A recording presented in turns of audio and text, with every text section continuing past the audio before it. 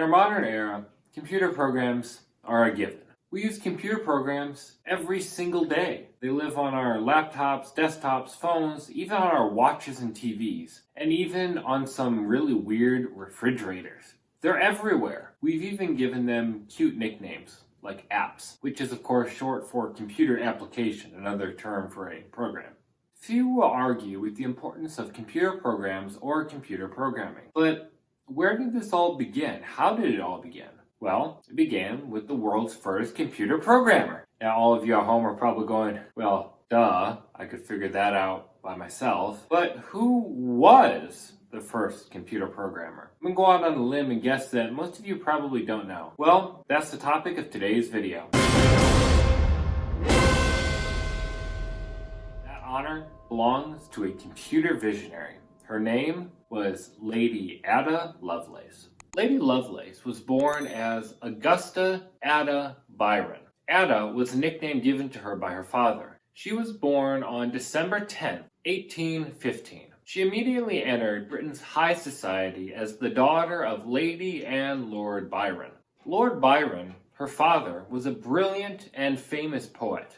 Still today. However, he was also a womanizer, a hopeless romantic, and incredibly unfaithful to his wife and his family. His wife, Lady Byron, stood in stark contrast. She was somewhat religious, ever logical, and dedicated to a more progressive education, as we'll see later. Further distancing these two lovers, Lord Byron gave her the nickname Princess of Parallelograms. If it hasn't become clear, Lady and Lord Byron endured a strained marriage. The short-lived marriage ended when Ada was just 5 months old, and Lady Byron removed her husband from the house. Although Ada would never see her father, he died when she was just 8 years old after leaving Britain forever. He affected her life in some profound ways. Lady Byron made sure of that. Seeking to distance her daughter from the dangerous life of poets, she enrolled young Ada in a regimen of mathematics, music, and French, an education to counter those dangerous poetic tendencies. Though isolated and held strictly to her studies, young Ada developed quite an imagination, much to her mother's chagrin. Her imagination was even enabled and strengthened by her strict studies of mathematics and science. A particularly illustrative example occurred when she was 12 years old. Ada wanted to fly. She proceeded to use her study of science to study birds and even research materials from which to make wings. She dubbed her research flyology and drew up some contraption similar to a bird that the operator sat on, powered by steam engine. Unfortunately, Lady Byron reprimanded her daughter for neglecting her studies, which were meant to set her on a rational course, not a fanciful one. Young Ada quickly developed a special interest in mathematics.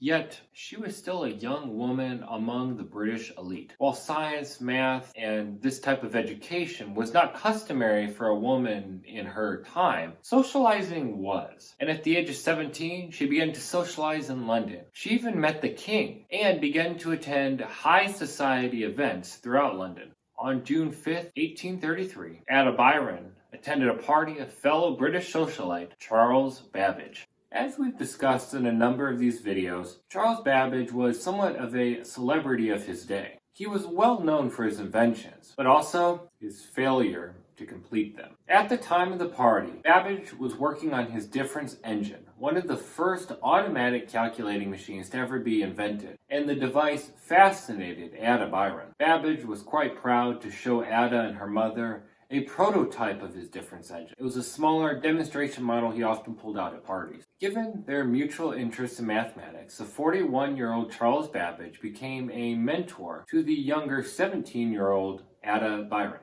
For the next few decades, they exchanged mathematical ideas, problems, and even discoveries with each other through mail and through letters. A few years later, Ada Byron met William King, and the two married in 1835. For the time being, mathematics were set aside and replaced for the life of a wife, a homemaker, and a mother to 3 children. 2 years later, in 1837, Queen Victoria assumed the throne in England and rewarded William's government work with the title of Earl. He became Lord Lovelace, making his wife, Ada Byron, Lady Ada Lovelace, a name that she retained the rest of her life. That term, Lady Lovelace, still sticks today. Though busy managing a house, Ada still carved out some time to work on her mathematics, and she resumed in earnest after the birth of her third child. Ada pursued knowledge of calculus and algebra and maintained correspondence with her mentor, Charles Babbage. By the late 1830s, the difference engine project had failed, but Charles Babbage had moved on to his next project, larger, more complex, and more ambitious, the analytical engine. Unfortunately, many in Britain were not very pleased with Babbage at the time. He had spent immense amounts of government taxpayer dollars on a project he never completed. And now here he was, introducing a more ambitious, bigger, more complex project. Therefore, Babbage failed to find any support in England for his new endeavor. But he did find some support in foreign mathematicians and scientists. One of them was Luigi Menabrea. Menabrea was an inventor, a mathematician, and an engineer. He loved the analytical engine, saw a lot of potential in it, and even authored a paper on the topic. His paper was published in a Swiss journal in French. It was here that Charles Babbage reached out to his young academic pupil, Ada Lovelace. In her endless wisdom, Lady Byron, Ada's mother, had also enrolled her daughter in French. Babbage asked Ada to translate the article and even add some notes of her own. Babbage understood that Ada had a deep understanding of the analytical engine and especially the mathematical principles by which it operated. He once noted this: "The enchantress, Ada Lovelace, who has thrown her magical spell around the most abstract of sciences and has grasped it with a force in which few masculine intellects could have exerted over it." Ada Lovelace tackled the project with fervor, sending nearly daily letters to Charles Babbage, who lived less than 1 mile away. When the article was finally finished, Ada had reached over 20,000 words and added extensive notes. And it's these notes that have given her a stunning legacy. One note in particular, Note G. And Note G presented a certain difficulty for Ada. She wrote her frustration to Babbage in one of those daily letters, saying, "My dear Babbage, I am in much dismay at having got into so amazing a quagmire and Ratharan with these numbers that I cannot possibly get the thing done today. I am going out on horseback." Hey, we all need a break sometimes, isn't that right? Within Note G, Ada Lovelace had written an algorithm for calculating Bernoulli numbers on the analytical engine. Note G has come to be known as the world's first computer program written for the analytical engine. Charles Babbage was delighted in her paper. He even nicknamed her the Enchantress of Number. Although the analytical engine was never built, Ada Lovelace's contribution to computer programming and computers in general is profound. Ada wrote not just the first computer program, but in some of those other notes, she envisioned the future. Ada Lovelace saw the invention of a multi-purpose computing machine, far beyond the abilities of the analytical engine. She dreamed of a device and a machine that could handle, display, and produce almost any kind of media, even sounds, such as music, and pictures, and text. Not even the father of the computer, Charles Babbage, ever dreamed up such a machine.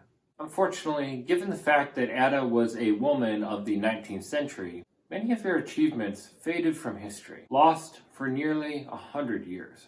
In the interim, nasty rumors began to circulate about Ada Lovelace. Many of these rumors affected her character, and given that there's little evidence ever found for them, would only be gossip to repeat. Many even hypothesized that many of her biggest accomplishments were never even written by her. Some historians concluded that the things that she was claiming to have done could only have been done by a man, meaning that they must have been exaggerated. Valerie Aurora, the director of the Ada Initiative, an organization seeking to place women in STEM roles, offered her opinion on the whole ordeal. In order to keep that wealth and power in a man's hands, there's a backlash to try to redefine it as something a woman didn't do and shouldn't do and couldn't do. Ada Lovelace finally began to earn her place in history in 1953. When Bertram Bowman found some of her notes while researching for his book, Faster Than Thought. For the first time in the modern era, the world was able to see Ada's true and real accomplishments.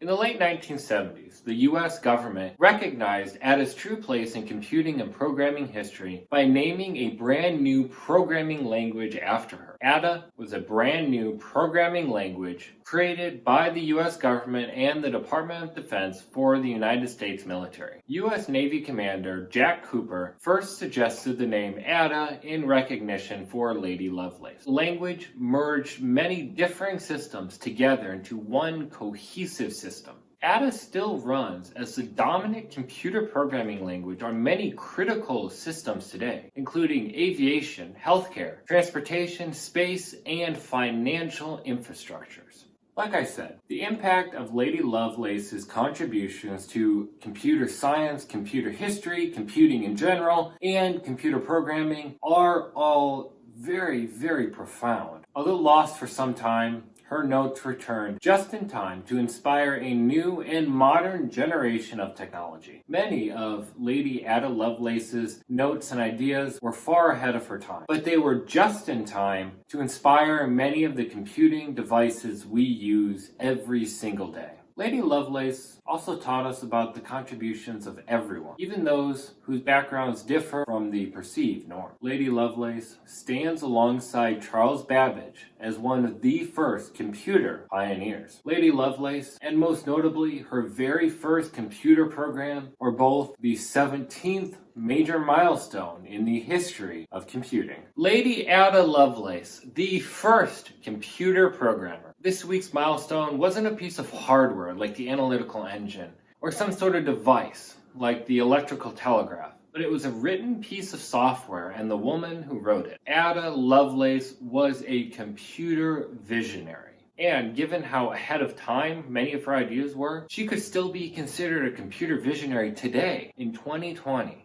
Alright guys, thank you for watching today. It's your support that allows me to keep producing these videos and keep sharing, as well as teaching myself all of these exciting aspects of the technology we use every single day. Please remember to subscribe if you haven't done so already, and consider sharing your favorite video from my channel. Perhaps it's this video or another video from my channel. By sharing, you're going to let more people know about my channel, and we're going to teach each other more about technology. It's only by sharing my videos that my channel is going to grow and we can teach the world about the technology we use every single day. It's truly an exciting endeavor. I'm also a writer on Medium, so if you'd like to learn more about Lady Lovelace and her accomplishments, I implore you to check out today's Medium blog in the link down below. Actually, every single year, the second Tuesday of October is Ada Lovelace Day, a day of celebration for her accomplishments.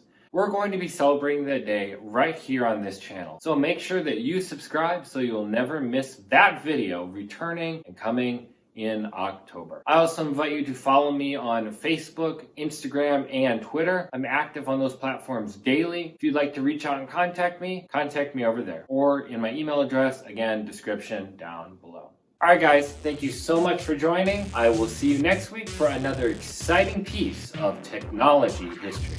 Bye!